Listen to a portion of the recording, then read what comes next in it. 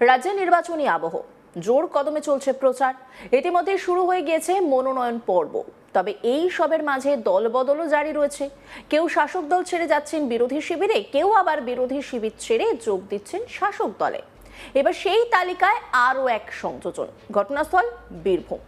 দেবের road show এর আগেই বড়সড় ভাঙন দেখা গেল তৃণমূলে।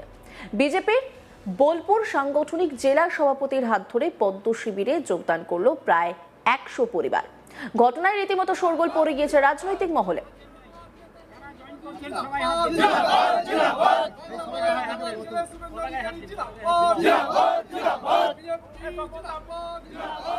বিজেপি নেতা শ্যামাপদ মণ্ডল তিনি কি বলছেন শোনাবো আপনাদের। আপনারা জানেন আমাদের এই হাজিপুর গ্রাম 21 সালে বিধানসভা নির্বাচনে তারা পরীক্ষায় পাস করেছে। আমি সে বছরে ক্যান্ডিডেট ছিলাম। আমি 610 খান ভোট হাজিপুর গ্রাম থেকে পদ্মপুরে পেয়েছি। অতএব এরা অনেক আগেই বিজেপিতে কিছু লোক ঢুকেছিল।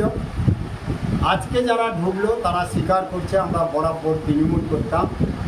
তৃণমূলের এই স্বজন পোষণ নীতি, তৃণমূলের এই কাটমানি খাওয়া, আর যে কটা লোক কাটমানি খেয়ে বড় লোক হচ্ছে সেই লোক কটাই হচ্ছে সাধারণ মানুষরা, তারা বঞ্চিত হচ্ছে। সাধারণ মানুষরা বর্তমান তৃণমূলের যে এমএলএ তার কাছে কোনো গুরুত্ব পায় না, মর্যাদা পায় না, সম্মান পায় না, কোনো কাজ পায় না। ভোটের আগে তারা গুরুত্ব বাড়ায় আর ভোট চলে গেলে তারা আবার ভুলে যায়। এই জন্য তারা স্বতঃপ্রণোদিতভাবে ভারতীয় জনতা পার্টিতে আজকে যোগদান করলেন। আমরা আগে 610 ভোট পেয়েছিলাম, এবার আশা রাখবো আমরা প্রায় 2000 ভোট হাজিরপুর গ্রাম থেকে পাবো। এই আশা রেখে আজকে আমরা তাদেরকে যোগদান করাবো। কতজন পরিবার জয়েন করলো আজকে? প্রায় 100 মতো পরিবার আজকে আমাদের এখানে জয়েন করেছে। আমাদের 4টা বুথের নামের তালিকা এসছে, তার সংখ্যাও প্রায় 70-80 জন। কিন্তু বাড়ির মহিলারা, বাড়ির অন্যান্য লোকেরা সবাই তো আসেনি। এই জন্য প্রায় 100 পরিবার আজকে বিজেপিতে জয়েন করেছে। বিজেপিতে যোগদানকারী তিনি কি বলছেন শোনাবো আপনাদের। তৃণমূল ছেড়ে আমি বিজেপিতে এই কারণে আসলাম, বিজেপিতে আমি যোগদান করলাম ভারতীয় জনতা পার্টির সঙ্গে। তৃণমূলে আমি দীর্ঘদিন, আজ 20 বছর থেকে আমি তৃণমূলের একটা ভালো কর্মী ছিলাম হাজিপুরে। মানে সব থেকেই ভালো বলা যায় যাকে বলে হাজিপুরে। সব প্রত্যেকটি সংগঠন আমি চালাতাম, হয়তো আমি দেখাশোনা করতাম। ভোট কোথা থেকে করতে হবে, কোথা থেকে করতে হবে না, সব কিছু আমি করতাম। একটা যাকে বলা যায় আমি নাম্বার 1 পিস কর্মী ছিলাম হাজিপুরে একটা। সেই কর্মী ছেলেকে আমাদের হাজিপুরের টিএমসির গোত্রে যারা ছিল দীর্ঘদিন 20 বছর থেকে, অভিজিতের গোত্রতে যারা আছে 20 বছর থেকে, একটাই অভিজিৎ বিধায়ক আমাদের মনসর বিধানসভার, ও একটা গ্রামের একটা লোক ছাড়া দ্বিতীয় লোকও এখন অবধি জানে না কিংবা চেনে না। আর বিধানসভার আমাদের অভিজিৎ রায় এখন অবধি আমাদের যেমন হাজিপুর আছে, বেগুনিয়া আছে, বিসি আছে, জবিন আছে, প্রত্যেকটি গ্রামে একটা একটা করে লোক, দ্বিতীয় লোক এখন অবধি ওর সঙ্গে কেউ কথা বলেনি আর ওর সঙ্গে কথা বলতেও দেয়নি ও। মঙ্গলবার বীরভূমের রামপুরহাটের তৃণমূল প্রার্থী আশিস ব্যানার্জির সমর্থনে পদযাত্রা করার কথা ছিল দেবের। পাশাপাশি শিউরি বিধানসভার গোয়ালিয়ারা গ্রাম এবং সাঁইথিয়া বিধানসভার পুরন্দরপুরেও প্রচারের কর্মসূচি নির্ধারিত ছিল তার। জানা গেছে কলকাতা থেকে হেলিকপ্টারে রওনা দিলেও কিছু দূরে যাওয়ার পরে খারাপ আবহাওয়ার কারণে ফিরতে বাধ্য হন দেব। তৃণমূল প্রার্থী আশিস ব্যানার্জি কি বলছেন শোনাব আপনাদের। প্রাকৃতিক বিপর্যয়ের যে প্রাকৃতিক অবস্থায় উনি চেষ্টা করেছিলেন, বারবার মানে 2বার চেষ্টা করলেন, উড়েছিলেন, কিন্তু ওয়েদারের এমনই অবস্থা, মানে অথরিটি পারমিশন দিচ্ছিলেন না। তারপর আবার চেষ্টা করলেন, আবার বললেন হোল্ড করতে, আমরা হোল্ডও করলাম, কিন্তু ব্যবহার হচ্ছে পরবর্তীকালে আবার চেষ্টা করে সেটা ব্যর্থ হলো। দেবকে দেখতে না পেয়ে হতাশ হয়ে বাড়ি ফেরেন তৃণমূল কংগ্রেসের কর্মী সমর্থকরা।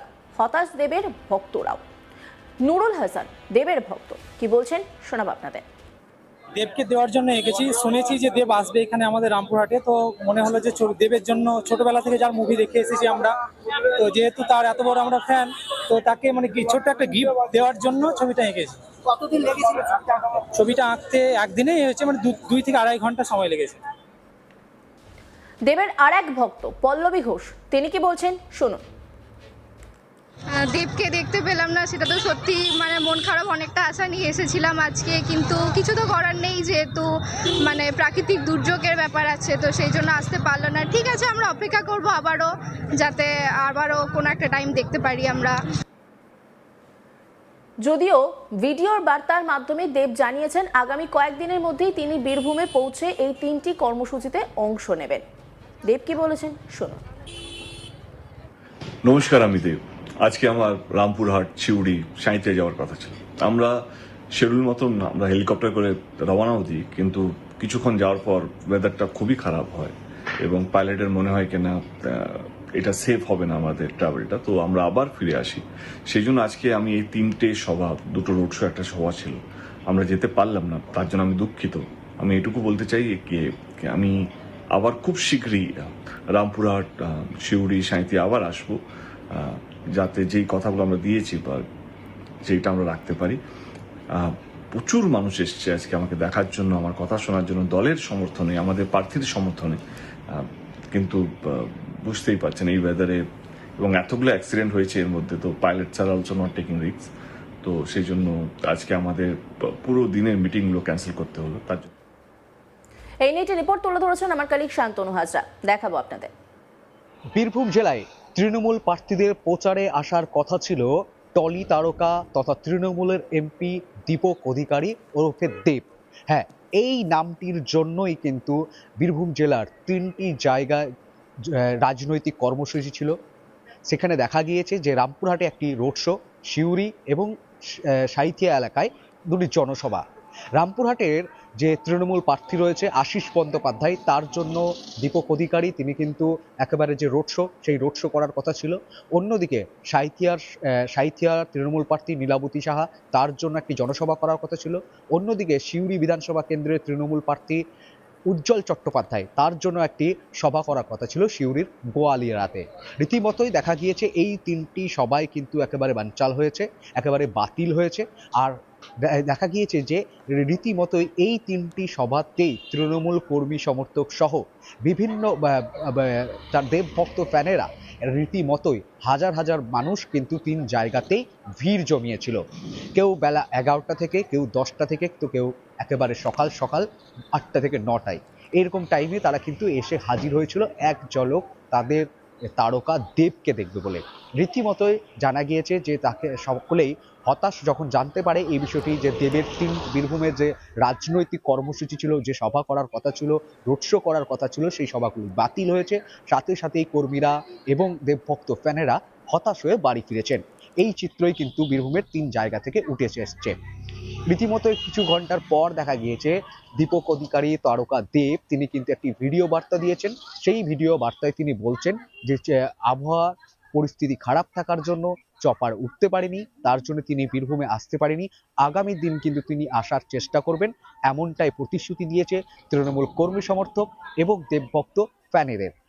এমনিতে একটি নজিরবিহীন ছবি ধরা পড়েছে, সেটা হচ্ছে বীরভূমের রামপুরহাট বিধানসভা কেন্দ্র, যেখানে দেখা গিয়েছে যে দীপক অধিকারী তারকা দেবের জন্য একটি যুবক তার স্কেচ বানিয়ে এনেছিল তাকে দেবে বলে।